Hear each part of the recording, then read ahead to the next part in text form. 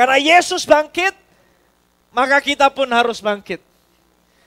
Kalau kita menyembah Allah yang hidup, menyembah Allah yang bangkit, maka itu akan terekspresi, tercermin dari bagaimana kita hidup, dari bagaimana kita menjalani kehidupan kita. Jangan jalani kehidupan yang hidup segan, mati pun tak mau gitu kan.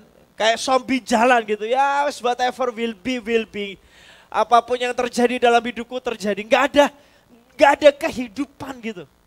Saya berdoa kalau saudara tahu dan yakin, percaya betul bahwa Yesus sudah bangkit dari maut, bahwa dia nggak lagi mati, terkapar, tidak berdaya di kuburnya. Dia sudah bangkit, bahkan dia sudah naik ke surga. Maka jangan pernah jalani sesusah apapun hidup kita, seberat apapun hidup kita. Jangan jalani hidup dengan cara yang salah. Hidup segan, mati pun tak mau. Amin. Karena dia hidup, ada hari esok. Karena dia hidup, ada hari esok. Karena dia hidup dan karena ada hari esok buat kehidupan kita, jalani hari ini dengan kehidupan, dengan semangat, dengan sungguh-sungguh. Jangan sia-siakan hari ini, karena masih ada hari esok. Amin. Kebangkitan Kristus, saya mau mulai dengan ini dulu. Ini dari tadi belum khotbah ini kan.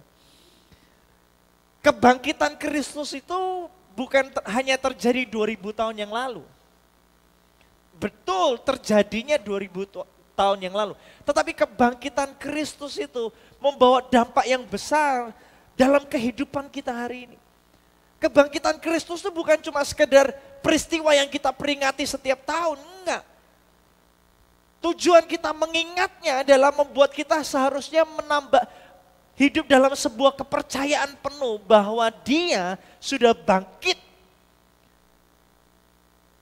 Dan kebangkitannya itu harus membawa dampak dalam kehidupan kita hari ini. Bukan cuma sekedar perayaan setahun sekali, enggak saudara. Kebangkitannya itu punya makna yang dalam. Bahwa hey, Allah yang kita sembah ini adalah Allah yang bangkit. Dia bukan Allah yang mati. Dia bukan pribadi yang punya telinga dan tidak bisa mendengar, punya mata dan tidak bisa melihat, tak berdaya, enggak, dia bangkit. Sebuah musuh terbesar umat manusia, yaitu maut, sudah dikalahkan. Halo? Maut saja sudah dikalahkan, apalagi cuma tagihan bulanan. Maut saja dikalahkan. Apa yang perlu kita takutkan dalam kehidupan ini? Maut saja sudah dikalahkan. Halo?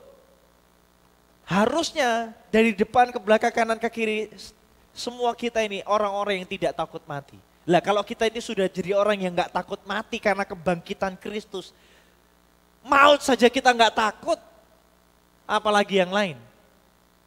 Halo, pernah lihat seorang tentara yang tidak takut mati?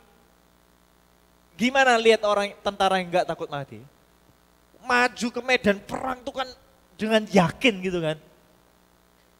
Die hard gitu kan, no time for love gitu kan, di tatonya mungkin. Pernah lihat film tentara-tentara yang tidak takut mati? Loh, harusnya kita itu orang-orang yang gak takut mati karena kebangkitan Kristus. Lah kalau kita itu gak takut mati, harusnya kita jadi kayak orang tentara yang gak takut mati itu. Masuk ke medan peperangan tuh gak kelunak gitu kan. Kita ngomong sama seperti Paulus, mati adalah keuntungan. Bisa ngomong gak gitu? Ngomongnya gampang, hidupinya susah. Gampang aja, kemarin gempa gitu. Oh Tuhan Yesus, Tuhan Yesus. Ampuni dosaku Tuhan. Jangan-jangan kita itu datang ke gereja setiap hari Minggu, tapi masih takut mati karena kita gak mengimani betul bahwa dia sudah bangkit dari kematian, maut sudah dikalahkan, maka kita orang yang percaya kepada kebangkitannya gak perlu takut mati, karena mati adalah keuntungan. Kalau kita sudah sampai di level bahwa mati adalah keuntungan, gak ada satupun di hidup ini yang kita takutkan, termasuk penderitaan. Halo? Sunyi senyap sekali nih hari. Saudara pernah nonton film apapun, Rainbow kayak apa semua, ini saya mau ulang-ulang, coba lihat bagaimana kehidupan atau cara hidup orang yang tidak takut mati itu. Kan lain, cara jalannya aja beda, hadapi tantangan saja beda, penuh dengan semangat, penuh dengan energi gitu kan. Bukan tipe orang yang whatever will be. Merencanakan yang terbaik buat hidupnya. Kalau ada tantangan dia nggak nyerah. Kelihatan gitu energinya. Bukan karena saudara-saudara kayak Mario Teguh itu, bukan motivator. Nggak butuh motivator untuk memotivasi orang yang tidak takut mati. Saya ulang ini. Tidak butuh motivator untuk memotivasi orang yang tidak takut mati. Motivasi itu sudah ada di dalam dirinya. Dia hidup dalam kuasa kebangkitan Kristus. Sudah bangkit, tujuannya motivator itu apa? Membangkitkan yang di dalam. Lah kalau sudah bangkit gak perlu dibangkitkan. Halo, jangan datang ke gereja dengan mentalitas, aduh aku butuh di-refresh, aku butuh dibangkitkan. Enggak. Kita gak perlu itu karena kebangkitannya sudah di dalam kita. Halo, musiknya hari ini gak enak, kurang menyemangati aku. Emang sudah pikir gereja ini dangdutan koplo apa?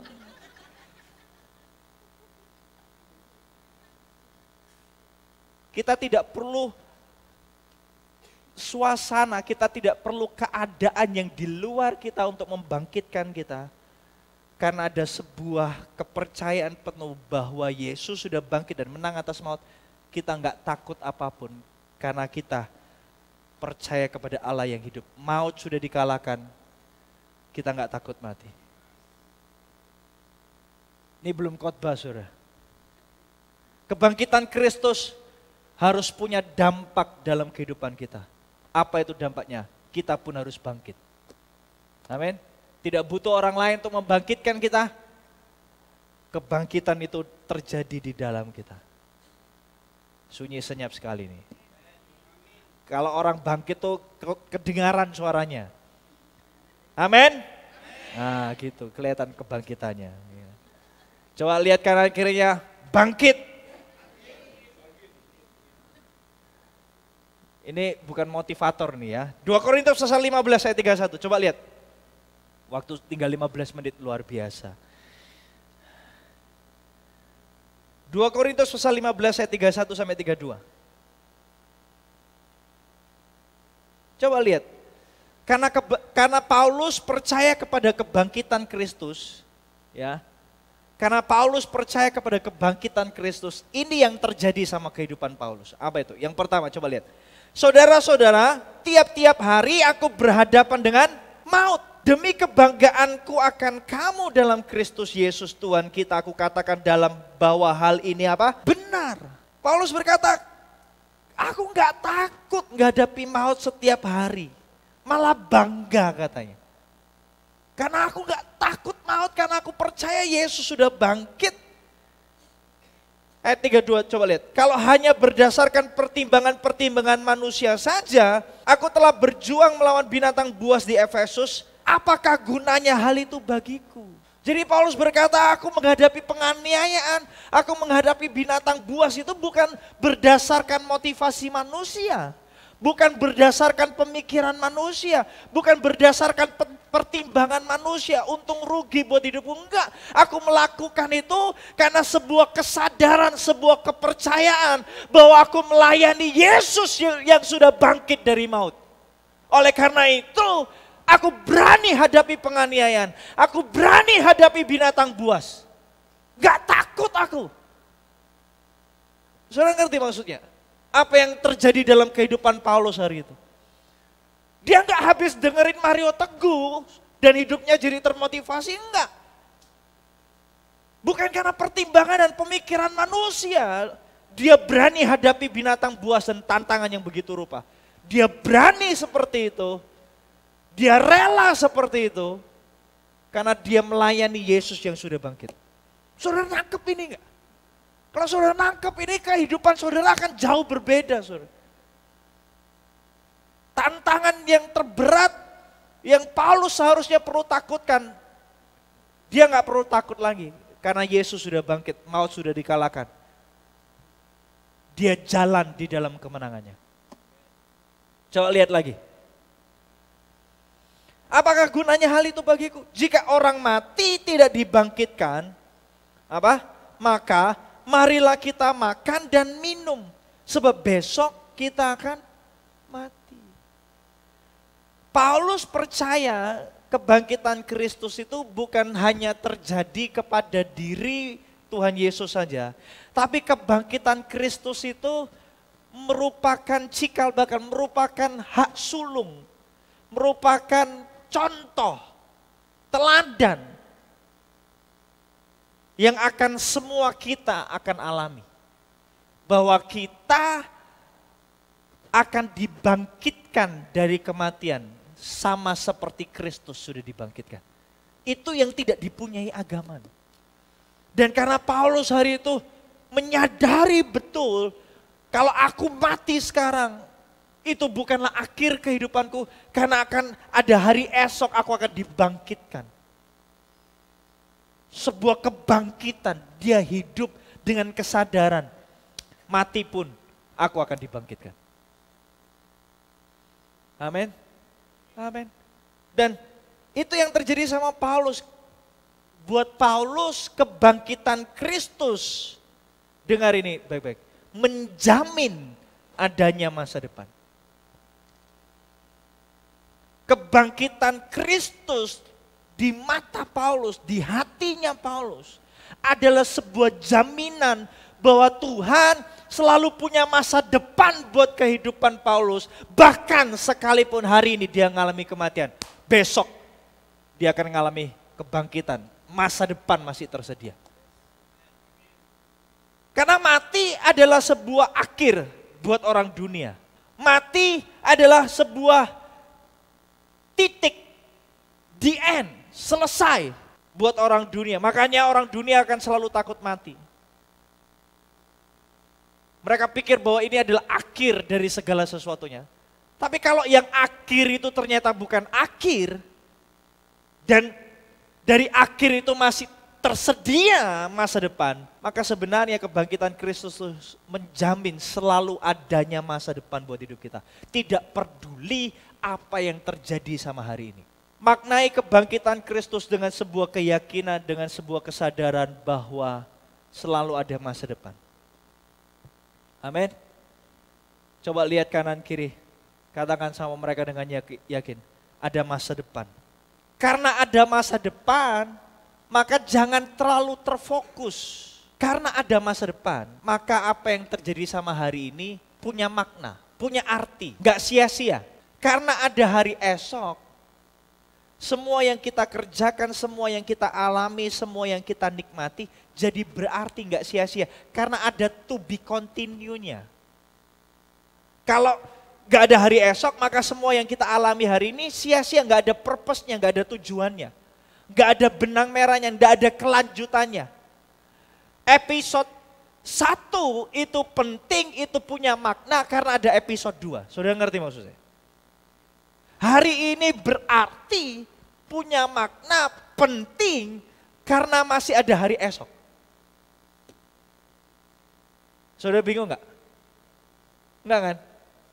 Kalau saudara nonton sinetron, saudara gak akan skip episode 1. Karena saudara tahu masih ada episode selanjutnya.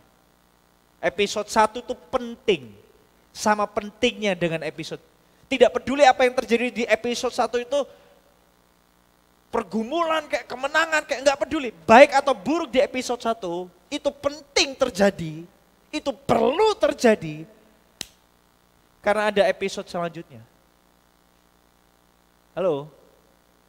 Saudara ngerti maksud saya? Ngerti. Jadi karena kebangkitan Kristus selalu menyediakan hari esok. Hari ininya kita tidak peduli baik atau buruknya. Saya mau beritahu, itu punya purpose, itu punya makna.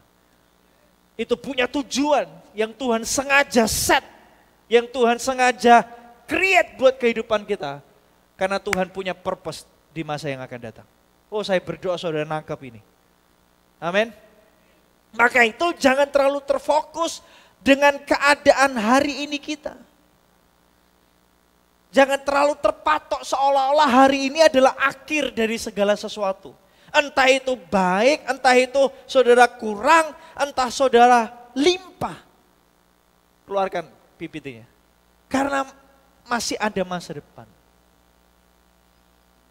Karena masih ada masa depan, jangan terlalu terpatok. Jangan seolah-olah hari ini adalah hari yang terakhir. Entah saudara hidup dalam kekurangan, entah saudara hidup dalam kelimpahan. Karena masih ada hari esok. Jangan menganggap bahwa hari ininya saudara adalah akhir dari segala sesuatu. Jangan terlalu terpatok. Kalau kurang, jangan merasa pesimis begitu rupa. Seolah-olah gak ada hari esok, seolah-olah Tuhan, aku mau mati Tuhan. Enggak, kamu gak mati, kamu bangkit kata Tuhan. Masih ada hari esok. Atau jangan-jangan kalau kita sekarang lagi kelimpahan, kita mabuk dalam kelimpahannya kita. Sama seperti Paulus berkata, marilah kita makan dan minum hari ini sebab besok kita mati. Besok gak ada lagi, percuma. Semua yang kita punya hari ini harus kita habiskan, kita foya-foya dalam kelimpahan kita karena besok gak ada sudah. Karena masih ada hari esok, maka kita punya makna hari ini kita, punya makna, punya purpose, punya arti. Maka itu jangan terlalu terpatok, terfokus kepada keadaanmu hari ini. Entah itu kurang, entah itu limpah. Karena kurang atau limpah punya tujuan. Keadaan kurang atau limpahnya saudara hari ini punya tujuan supaya saudara bisa menyongsong hari esok. Masih to be continue. Halo? Makanya hidupi hari ini dengan baik. Dengan sungguh-sungguh. Dengan sebuah kesadaran. Bahwa hari ininya saya punya tujuan. Tuhan punya tujuan atas hari ininya saya. Supaya saya bisa mempersiapkan hari esoknya saya. Kalau saudara hari ini ada di dalam masa kekurangan. Masa kekurangan saudara punya tujuan. Apa tujuannya Pak? Tuhan punya tujuan untuk memakai masa kekurangan saudara. Dengar ini Bebek. Untuk melatih dan membentuk saudara. Saudara pernah baca Alkitab orang Israel sebelum mereka masuk ke tanah Kanaan yang merupakan masa depan mereka harus melewati padang gurun. Kekurangan begitu rupa. Pas-pasan. Bahkan mereka nggak punya tabungan. Betul? Halo? Ini ada orang nggak di sini? Untuk apa? Untuk melatih. Untuk membentuk mereka. Tapi mereka nggak pernah ditinggalkan loh. Sekalipun mereka ada di dalam masa kekurangan, mereka nggak pernah ditinggalkan. Alkitab berkata bahkan kasut di kakinya mereka 40 tahun nggak rusak-rusak. Bukankah itu bertentangan dengan kita para wanita hari ini? Kalau bisa rusak seminggu gitu kan, jadi alasan untuk beli lagi. Dan semua wanita berkata, oh kok jadi laki yang anu ya.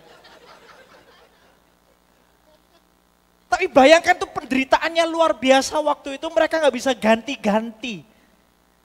Suka enggak? Enggak sebetulnya. Makan mana setiap hari selama 40 tahun. Apa enggak darah tinggi mereka? Halo? Apa enggak darah tinggi mereka? Yang membuat darah tinggi itu bukan kambing. Bukan. Yang buat darah tinggi itu tahu tempe. Kalau pagi, siang, malam tahu tempe terus darah tinggi saudara pasti. Itu yang dialami sama orang Israel di padang gurun. Mana setiap hari, bayangkan. Saya masih ingat waktu CG kemarin kita Sabtu habis doa pagi ada pergi makan di satu tempat terus ada Pukis Banyumas. Saya jadi ingat sebuah cerita. Pertama kali saya CG, pertama kali for the first time. Zaman itu Pukis Banyumas tuh Pukis yang sangat terkenal, enaknya luar biasa, itu hidangan mewah buat saya. Dan hari itu CG pertama saya dikasih CG Banyumas. Pukis Banyumas, wow itu lahapnya luar biasa. Enak, wow jadi rajin nih ke CG gara-gara Pukis Banyumas. Minggu depannya lagi Pukis Banyumas, oh Tuhan mencukupkan, Tuhan membuat aku kenyang puas. Minggu depannya lagi Pukis Banyumas. Mulai dari senang sampai ya Tuhan terima kasih. Engkau baik Tuhan. Minggu keempat Pukis Banyumas, saudara. Tuhan aku senang, tapi ini kenemenen Tuhan. Ganti menu boleh. Minggu depannya lagi masih Pukis Banyumas. Dari yang pertama saya sentuh makan dengan leluasa, saya enggak sentuh lagi. Saya berkata, enough. Gitu. Saya tahu itu enggak terjadi di CG saudara limpah dengan makanan. Amin. Bukankah kita enggak CG karena makanan? Tertemplak semua pasti. Bayangkan mereka makan mana setiap hari. Kalau mereka dibilang kekurangan, sebenarnya enggak kurang. Tapi cara Tuhan mencukupi itu tidak memuaskan mereka. Halo, apakah itu enggak punya makna? Punya makna. Karena masa kekurangan saudara punya tujuan untuk melatih dan membentuk saudara. Yang pertama untuk membuat saudara gampang bersyukur. Karena kenikmatan itu tidak tergantung kepada sensasi. Kenikmatan itu sangat ditentukan dari hati yang mengucap syukur. Saya ulang ya, saudara mau mengalami kenikmatan dalam hidup? Kenikmatan itu tidak tergantung kepada sensasi. Kalau kita bicara tentang sensasi, kita butuh variasi. Sesuatu yang monoton tidak menghasilkan sensasi. Halo? Tapi kenikmatan di dalam Kristus tidak tergantung kepada sensasi. Suami istri yang sudah menikah 20 tahun gak ada sensasinya. Percaya saya. Pacaran pertama, setrumnya kuat tuh. Brrr gitu. Baru jangankan gandengan tangan. Kesentuh gitu ada sudah manifest saudara.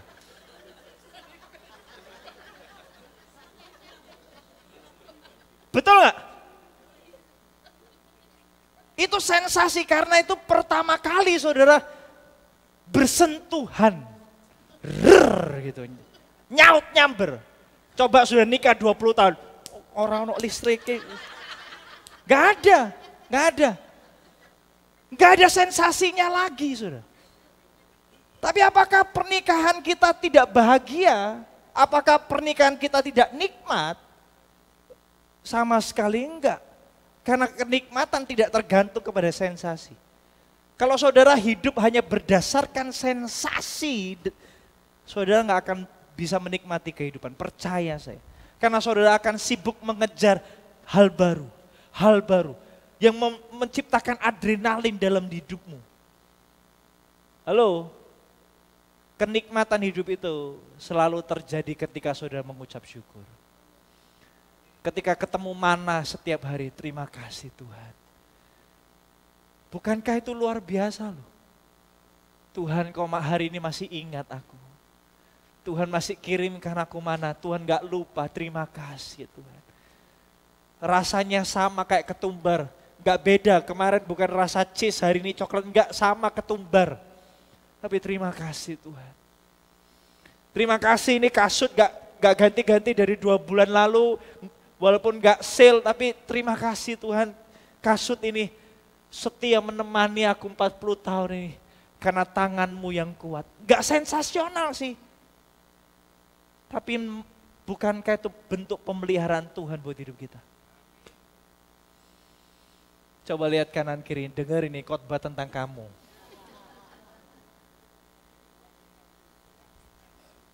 Halo, untuk membentuk kita, untuk melatih kita. Karena dalam kekurangan, ini yang saya ingin ngomong selanjutnya. Allah melatih kita untuk mengelola dan mengatur, untuk mengelola. Karena kita itu dipanggil untuk jadi pengelola. Saudara kalau punya uang 2 juta, dan saudara punya kebutuhan cuma 10.000, saudara perlu mengelola enggak?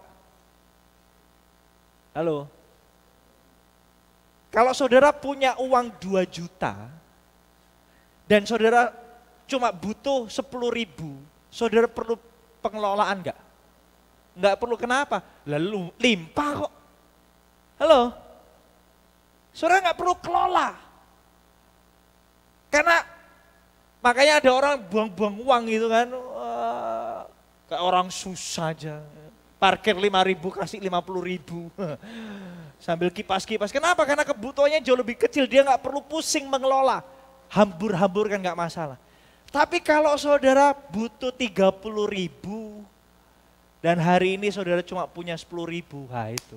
Saya nggak akan kagum dengan orang yang punya 2 juta cuma butuh 10.000. Saya kagum sama orang yang cuma punya 5.000, tapi Tuhan kasih hikmat dia untuk mengelola supaya 5.000 itu bisa mencukupi 10.000. Itu baru luar biasa.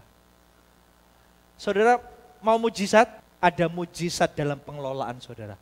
5 roti 2 ikan di tangan Tuhan dikelola, kasih makan 5.000 orang. Wah, amin, tepuk tangan lu, amin.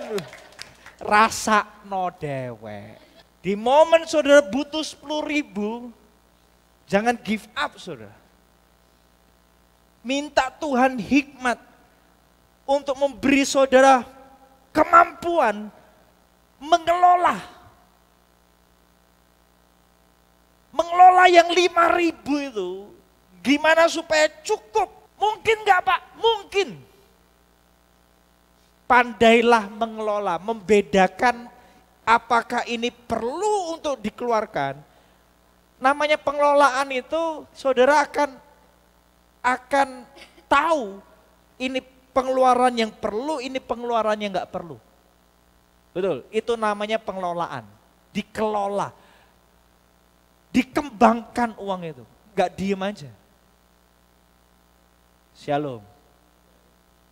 Dan percaya saya, Tuhan itu ketika Tuhan memampukan kita mengelola yang kecil dan kita setia dalam pengelolaan kita, Tuhan kasih yang lebih besar. Sebelum kita mampu mengelola yang kecil ini, masih amburadul cara kita mengelola. Jangan mimpi Tuhan kasih jumlah yang lebih besar. Karena saudara akan diberi sesuai dengan kapasitas saudara. Saya berdoa semua yang ada di sini dipercayakan banyak. Yang tepuk tangan aja yang dapat banyak biar. Tapi jangan mimpi dulu sama yang gede-gede. Kelola yang kecil ini. Jangan sibuk ngelihat, enak ya yang lain tuh ya. Banyak uangnya nggak perlu kelola. Kasih karunia Tuhan itu limpah buat hidup saudara. Keadaan kurangmu hari ini punya tujuan supaya saudara bisa mengelola dengan baik. Kelola dengan baik. Jangan alasan, aku nggak cukup karena pemasukanku kurang. Enggak, saudara nggak cukup karena saudara nggak pandai mengelola. Saya ulang ya, kalau kita hidup sampai nggak cukup dengan berkat yang Tuhan beri buat hidup kita, itu tanda bahwa kita sudah gagal dalam mengelola. Bukan karena Tuhan nggak setia memelihara hidup saudara, enggak. Saudara nggak setia di dalam pengelolaan. Kalau saudara nggak setia dalam pengelolaan, mana mungkin Tuhan bisa percayakan lebih? Nggak mungkin. Kalau saudara mau dipercaya, masuk dalam pelatihannya Tuhan. Rela masuk dalam pelatihannya Tuhan. Minta hikmat dari Tuhan, bagaimana cara mengelola apa yang ada di tangan saudara. Entah bagaimana caranya, yang kecil, yang sedikit ini bisa kasih makan 5.000 orang. Cukup enggak? Cukup.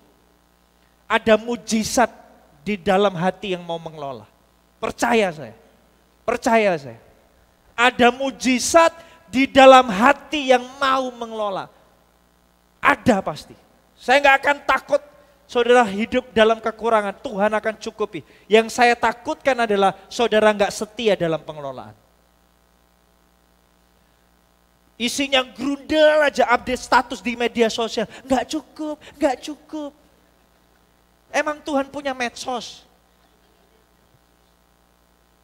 Cukup pasti. Enggak cukup kok, cukup. Kalau Tuhan ngomong cukup, cukup kita. Yang membuat kita enggak cukup itu adalah kegagalan kita mengelola. Ini direkam ya, saya berdoa ini masuk betul di hati saudara. Saudara miskin bukan karena Tuhan tidak memberkati saudara, saudara miskin karena saudara gagal mengelola. Dunia sudah membuktikannya. Halo, betul nggak? Omongan saya ini benar nggak? Ini bukan omongan saya, ini firman Tuhan. Tuhan memakai masa kekurangan saudara untuk melatih, membentuk saudara. Dalam kekurangan saudara, Allah melatih saudara untuk mengelola. Amin. Kalau Tuhan punya tujuan atas masa kekurangan, Tuhan juga punya tujuan untuk masa kelimpahan kita. Tuhan memakai masa kelimpahan kita untuk menguji kita. Amin. Untuk menguji kita. Ujian itu kalau dalam penderitaan gampang, ujian dalam kelimpahan itu susah. Kenapa? Karena waktu kita limpah, kita seringkali lepas kendali. Di saat kelimpahan, kita perlu mengendalikan diri kita. Semakin banyak kelimpahan, saudara jangan senang-senang. Saudara perlu pengendalian diri yang lebih. Kalau uang saudara pas-pasan, saudara dilatih untuk mengelola. Kalau uang saudara berkelimpahan, saudara dilatih untuk mengendalikan diri. Semakin banyak yang saudara punya, semakin besar pengendalian diri yang harus saudara punya. Amin. Mau diberkati Tuhan? Mau diberkati Tuhan? Kendalikan diri saudara. Remnya Ferrari sama remnya becak lain saudara. Becak engkolan ya, bukan bentor lo ya. Becak engkolan remnya sama remnya Ferrari yang mampu larinya 300 km per jam dalam hitungan detik. Kualitas remnya beda. Halo. Kendalikan diri saudara.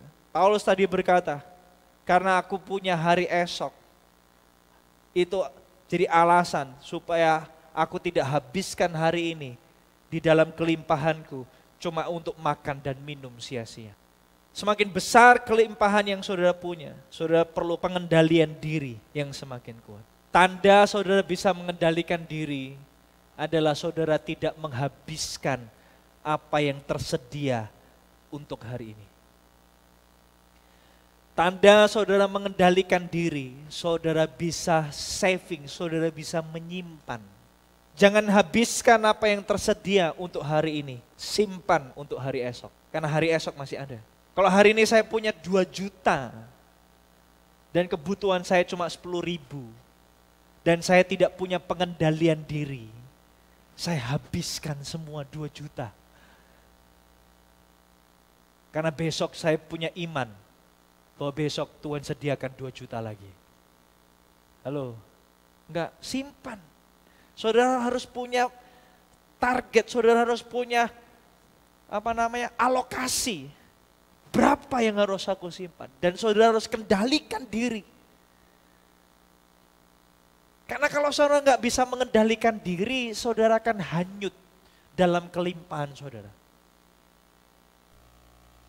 Halo, shalom.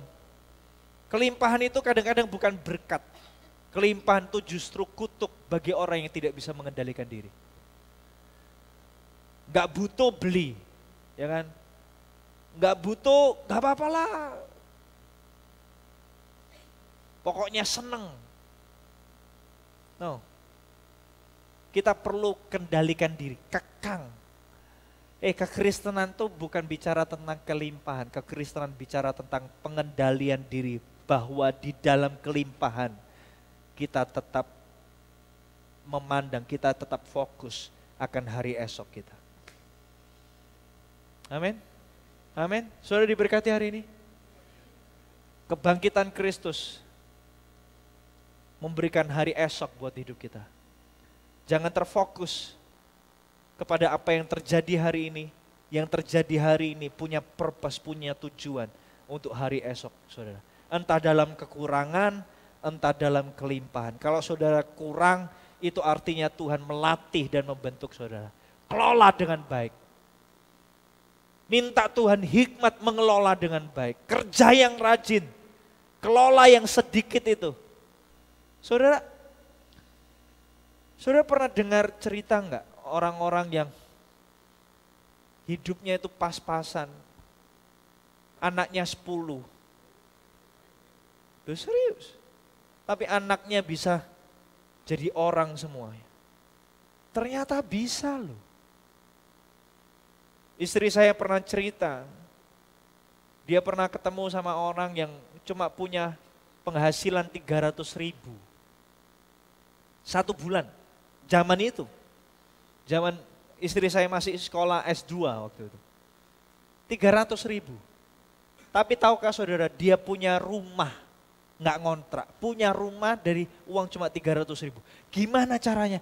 Nggak ngerti saudara. Kadang-kadang kita itu salah konsep tentang kekristenan kita. Kita pikir Tuhan itu buat mujizat sehingga kita nggak pandai mengelola. Mujizat Tuhan terbaik adalah ketika Tuhan beri kemampuan kita untuk mengelola yang sedikit itu bisa mencukupkan yang banyak. Itu mujizat.